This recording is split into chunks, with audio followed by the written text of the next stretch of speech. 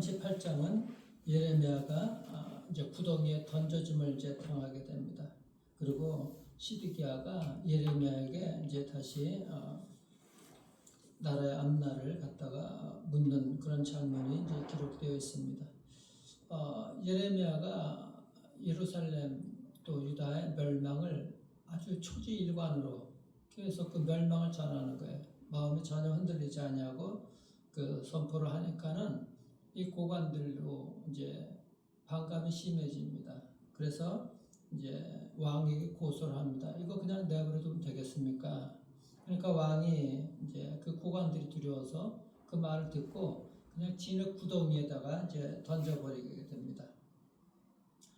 시드기야는 왕이니까 사실 그 왕권으로서 예레미야를 놓아줄 수도 있었지만은 고관들을 두려워하니까 그 의견에 따라서 놓아줘요. 진흙 구덩이에 예레미야를 넣습니다. 이런 행동이 이제 일관성이 그들이 이제 하나님의 음성을 듣지 못하기 때문에 그렇기도 하고 그 비진리의 그런 거에 이제 휘둘리는 것이죠. 다수결에 의해 가지고 그냥 그렇게 이제 쫓아가게 되는 것입니다. 이런 행동은 자기 신하들 그 요청으로서 그 다리오 왕이 다니엘을 갖다가 사자굴에 집어넣잖아요. 다니엘이 옳은 줄 알면서도 신하들이 그렇게 고소를 하니까는 다니엘을 사자굴 속에 집어넣게 되잖아요.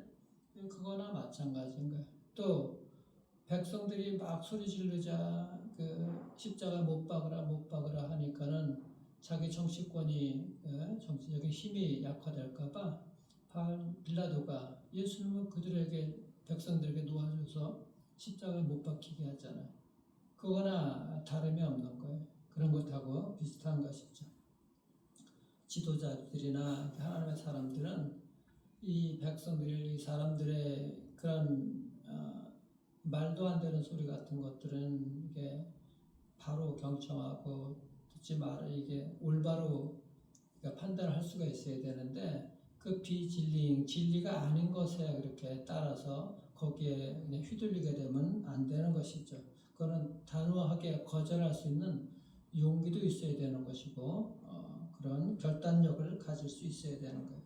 오늘 여기 38장에서 주목해야 될 사람이 그 구스 사람 에벳 멜렉이라는 사람이에요. 거기에 7절부터 보시면은 왕국 내시 구스인 에벳 멜렉이 그들이 예레미야를 구덩이에 던져 넣었음을 들으니라. 그때 왕이 베냐민 문에 앉았더니 이 에벳 멜렉은 구스 사람 이디오피아 사람이거든. 그것도 내시고 이 이방인이란 말이에요. 이방인이 하나님의 사람 예레미야가 구덩이에 던져졌다는 것을 보고서 이방인이 판단을 하는 거야. 이건 잘못된 것인데 왕이여 그렇게 하면 안 됩니다. 정작 같은 동족 유대인들은 예레미야를 진흙 구덩이에 넣어서 죽게 만들고 사형 선고나 마찬가지인 것입니다. 거기 있으면 굶어 죽습니다. 거의 또 죽게 되었어요. 사실 거의 죽게 된 것이죠. 그래서 에벤멜렉의 이방인의 내시 에벤멜렉의 상소로 말미암아 겨우 예레미야가 목숨을 건지게 되는 장면인 것이죠. 에벤멜렉의 행동은 사실 하나님께서 그를 통해서 예레미야를 구출하게 하신 것인데 이방인도 하나님께서 들어서 사용하시는 것이거든. 하나님의 어떤 것이 진리인지를 알게 되는 사람들은 그렇게 하나님의 음성, 하나님의 뜻에 따라 움직이게 되는 거예요. 그래서 원래 이스라엘 백성들이 가나안 땅으로 이렇게 들어오게 될 때 여호수아 갈렙이 정탐꾼으로 와서 있었을 때 라합이 그들을 숨겨주잖아요. 그거나 마찬가지인 거예요. 선한 사마리아인이 그 강도 만난 유대인을 갖다가 도와주는 것 마찬가지인 것이죠. 하나님은 이방인들, 라합도 이방인이었었고 선한 사마리안도 사마리안인 이방인이 유대인들이 싫어하는 사람들인 거예요. 같은 동족이긴 하지만 하나님께서 하나님 뜻 가운데서 그 하나님의 뜻을 펼쳐나가는 이런 사람들을 갖다 도와주는 사람은 하나님 이방인이든 누구든 하나님께서 다 도구로 사용하시는 것이지. 즉 하나님을 믿는다고 하는 사람들, 자기가 옳다고 하는 사람들, 이런 사람들을 부끄럽게 만드는 거예요. 하나님께서 그런 자들을 갖다 들어서, 약한 자를 들어서 강한 자를 부끄럽게 하시고, 어리석은 자를 들어서 지혜로운 자를 갖다가 부끄럽게 하신다는 그 말씀이 이 성경에 그대로 이제 이루어지게 되는 것입니다. 그래서 우리가 이 하나님의 음성을 듣는 것이 얼마나 중요한 것인지, 말씀대로 살아가는 것, 그 말씀이 나를 쳐서 복종케 하고, 사도 바울이 고백했던 것처럼 나는 날마다 죽노라. 이 내 자아가 죽고, 내가 하나님 말씀대로 변해가는 것, 내 형상이 변해가는 것, 내 성품이 변해가고 인격이 변해가는 것, 이것이 말씀대로 살아가는 것이 얼마나 중요한지를 우리가 알 수 있어야 되는 것입니다. 그래서 이제 14절부터 보게 되게 되면 유다 왕국의 그 몰락을 앞두고 계속 이제 이 시드기야가 두려우니까는 예레미야를 또 찾아갑니다. 그래서 조용하게 예레미야하고 밀담을 나누게 되죠. 비밀스러운 얘기를 나누는데 예레미야에게 시드기야가 얘기를 합니다. 내가 네게 한 가지만 묻겠다. 다시 한번 한마디도 숨기지 마. 뭘 받느냐? 하나님께서 보여주신 것이 뭐냐? 나에게 얘기해라. 사실 시드기야는 하나님을 신뢰하지 않아요. 신뢰하지 않는데 그 예레미야의 목숨을 보장하면서 자기에게 얘기해달라는 겁니다. 유다 왕국도 자기의 앞날이 운명이 어떻게 될 것인가 이렇게 얘기하라 그럽니다. 그래서 이제 예레미야는 아주 그냥 계속해서 초지일관적으로 얘기를 하는 것이죠. 하나님께서 보여주신 또 들려주신 말씀 초지 있게 일관적으로 얘기를 합니다. 그게 이제 17절 한번 보십시오. 17절 보면은 예레미야가 시드기야에게 이르되 만군의 하나님이신 여호와 이스라엘의 하나님 여호와께서 이와 같이 말씀하시되 내가 만일 바벨론의 왕의 고관들에게 항복하면 내 생명이 살겠고 이 성이 불사람을 당하지 아니하겠고 너와 네 민족이 살려니와. 항복하면, 하나님의 뜻에 따라서 항복하면은 왕의 생명을 보존하게 될 것이다. 그리고 가족들도 무사하게 될 것이고 예루살렘 성도 불사람을 당하지 않게 될 것이다. 이렇게 분명하게 얘기를 하죠. 그런데 항복하지 아니하면, 그 다음부터 18절부터 보세요. 내가 만일 나가서 바빌론의 왕의 고관들에게 항복하지 아니하면 이 성이 갈대아인의 손에 넘어가리니 그들이 이 성을 불사를 것이며 너는 그들의 손을 벗어나지 못하리라 하셨나이다. 그들의 손을 벗어나지 못할 것이고 왕궁에 있는 여자들 끌려갈 것이고, 그리고 또 여자들은 끌려가면서 자신들을 지켜주지 못한 그 사람들을 갖다가 조롱하게 될 거고 원망하게 될 것이라는 거예요. 22절 보세요. 보라, 곧 유다 왕궁에 남아있는 모든 여자가 바벨론 왕의 고관들에게 끌려갈 것이요 그 여자들은 내게 말하기를 내 친구들이 너를 꿰어 이기고 네 발이 진흙에 빠짐을 보고 물러갔도다 하도다. 여기 자기 아내들, 자기 가족들, 여인들 지켜주지 못한 남편들 조롱하고 원망하는 것이죠. 우리 가정도 나도 못 지켜주는. 그리고 결국은 다 잡혀가고 불사람을 당하게 될 것이라고 얘기를 하는 것이 23절. 내 아내들과 자녀들은 갈대아인에게서 끌려가겠고 너는 그들의 손에서 벗어나지 못하고 바벨론 왕의 손에 잡히리라. 또 내가 이 성읍으로 불사람을 당하게 하리라 하셨나이다. 이 시드기야의 여러 가지 모습을 보여주는 것이죠. 이 비밀스러운 예레미야와 시드기야의 이 1대1 만남 속에 여러 가지 이야기들이 나타나는 것이죠. 이게 시드기야가 하나님의 선지자 예레미야의 말을 하나님께서 주시는 말씀이기 때문에 듣고 순종하고 결단을 했으면 되는데 결단하지 못하고 끝까지 또 다시 확인을 하러 오는 거예요. 그러니까 우유부단하고 결단력이 없는 것인데 말씀에 순종하지 못하는 것이 하나님을 신뢰하지 못하기 때문에 그러는 거예요. 믿지 못하기 때문에. 우리가 믿지 못하면 여전히 방황하는 거예요. 하나님 말씀 속에서도 하나님이 계신 것 같은데 그래도 우리는 이게 이게 하나님만 그래도 의지하고 나아가긴 하잖아요. 세상 속에서 늘 방황하는 거예요. 그러다가 이게 또 자기 이익되는 대로 그냥 내 생각대로 이렇게 나가는 경우가 꽤 많게 되는 것이죠. 그래서 이 시드기야는 이 신하들 특히 이집트를 갖다가 우리가 도움을 요청해야 됩니다 하는 친 이집트 그 고관들 부하들에게 휘둘리는 거예요. 그리고 친 바벨론 그런 사람들도 있거든. 그 이미 항복한 사람들도 있거든. 또 항복하자 하는 사람들도 있고. 그렇게 항복해서 가면 그들이 오히려 또 자기를 갖다가 바벨론 왕에게 넘겨주고서 또 조롱할까. 이런 여러 가지 자기 생각들이 꽉 차가지고 이러지도 저러지도 못하는 그런 상황에 있게 되는 것입니다. 왕은 이것이 사실 스스로의 생각일 뿐이거든. 하나님께서는 분명하게 말씀하시잖아요. 여러분들 그 20절 보세요. 분명하게 예레미야가 하나님의 말씀을 선포합니다. 예레미야가 이르되 그 무리가 왕을 그들에게 넘기지 아니하리이다. 그 무리는 누구냐면 친바벨론 이미 항복한 그 고관들, 또 항복하겠다고 하는 고관들, 그 무리가 왕을 그들에게 넘기지 아니하리이다. 원하옵나니 내가 왕에게 아뢰는 바 여호와의 목소리에 순종하소서. 그리하면 왕이 복을 받아 생명을 보존하리이다. 그러나 만일 항복하기를 거절하시면 여호와께서 내게 보이신 말씀대로 되리이다. 계속 말씀하시는 것입니다. 하나님의 음성, 하나님께서는 이거는 결단코 이미 결정되어진 것입니다. 그 하나님의 말씀에 순종하십시오. 그러면 왕이 생명을 얻게 될 것이고 복을 받아서 생명을 보존하게 될 것입니다. 이걸 분명하게 말씀하고 있는 것이거든요.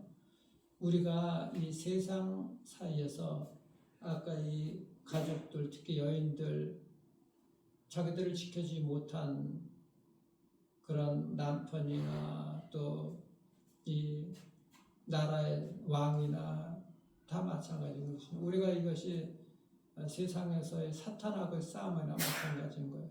사탄에게서 우리의 자녀들이나 사탄에게서 우리 가정들,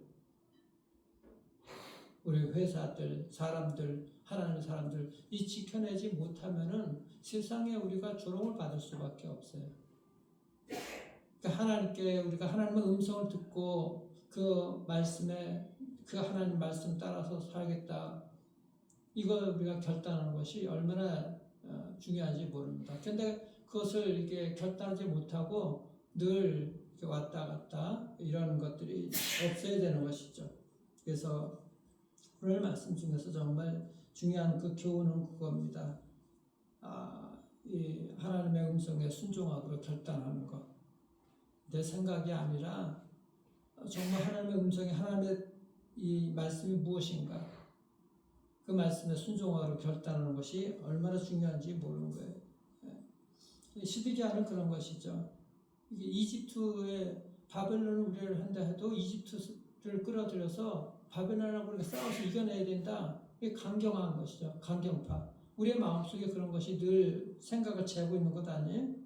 또 한쪽에는 항복했을 때 그 친바벨론 그 사람들에게 또 조롱을 당할 것. 사실 그런 것들은 우리에게 신앙생활을 하는데 우리의 마음속에 중요한 것이 이제 우선순위가 될 수 없죠. 가장 중요한 우선순위가 뭔가? 내가 정말 하나님 말씀에 이렇게 뜻을 따라서 순종하는 것. 그게 가장 중요한 것입니다.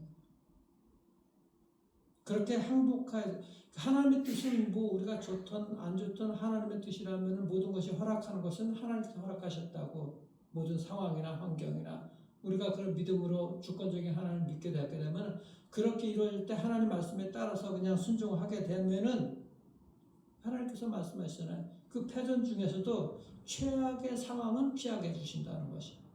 최악의 상황은. 그런데 하나님의 말씀을 신뢰하지 못하고 나가게 되게 되면 자기 스스로의 생각에 갇혀가지고 결국은 멸망의 길로 가게 되는 것입니다.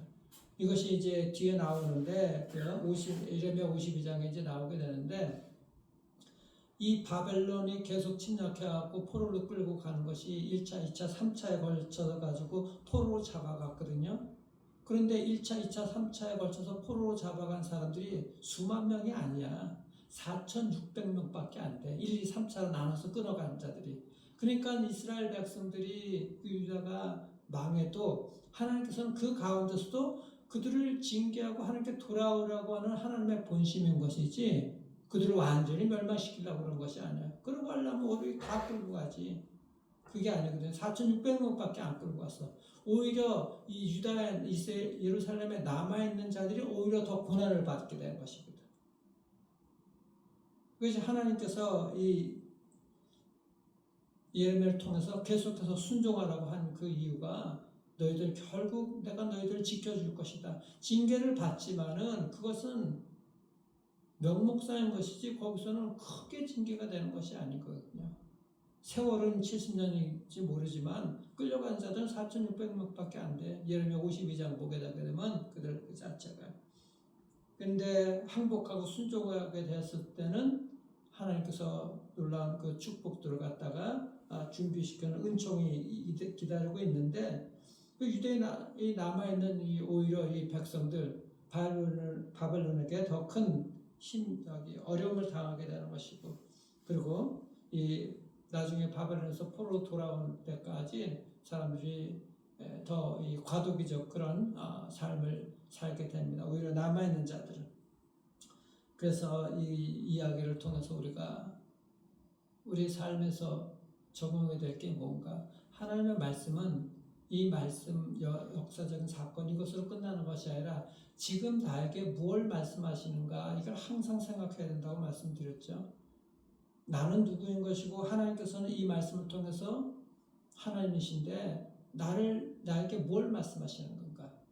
오늘 말씀드린 대로 내가 내 생각이 아니라 하나님의 뜻에 어쨌든 순종하는 길을 택해야 된다는 거예요. 우리가 보기에 나에게 불이익이 된다 할지라도 그것이 하나님의 뜻이라면은 우리가 그 뜻을 따라야 되는 것입니다. 어떤 선택을 하는가에 따라서 그것이 우리의 인생을 결정하게 된다는 것입니다. 그래서 정말 시대가 같이 내가 우왕좌왕하고 여전히 하나님의 뜻에 순종하지 못하는 마음이 없는지 한번 돌아봐야 되는 것이죠. 시드기야는 자기 의로 살아가는 사람도 아니야.